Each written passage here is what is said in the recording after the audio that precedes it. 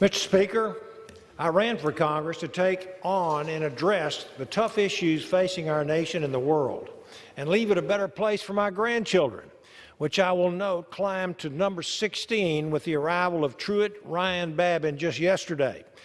And when I say the tough issues, I mean the ones most of us would agree on: border security, immigration, taxes, trade, national security, and on and on.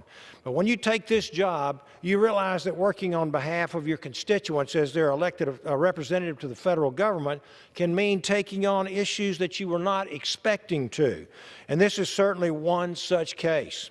But I am proud and I am honored to be here, and I want to thank the leaders from both sides of the aisle who have come together and worked with us to get H.R. 759, the Ysleta del Sur Pueblo and the Alabama-Coushatta tribes of Texas Fair and Equal Opportunity Settlement Act, passed favorably out of committee and here to the floor today.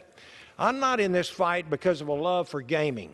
I'm here because it's about fairness. It's about equal treatment under the law, jobs, and economic opportunity, economic development and opportunity. And with the exception of a few years in the military, I have lived in Southeast Texas all of my life. And I have seen firsthand how these proud Native Americans have provided jobs and economic opportunity not only for members of their tribe, but for Texans throughout our entire region. And that's why the 32 government and civic organizations who live and work closest to this reservation have given their strong endorsement of this bill. And I ask unanimous consent to insert the letters and resolutions from every one of them for the record. I want to have without this objection. Thank you. And so I thank you, Mr. Chairman.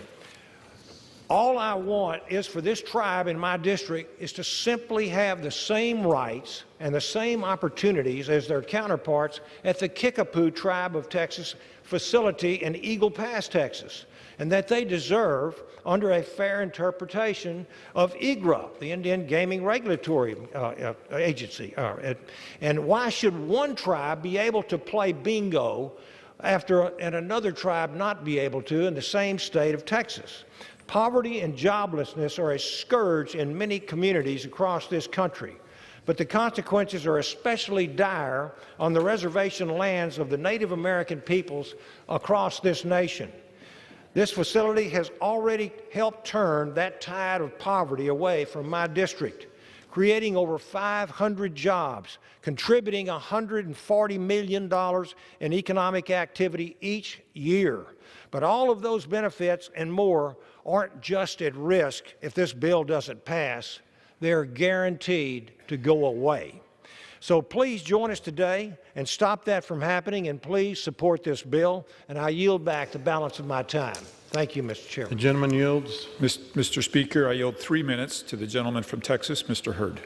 The gentleman from Texas is recognized.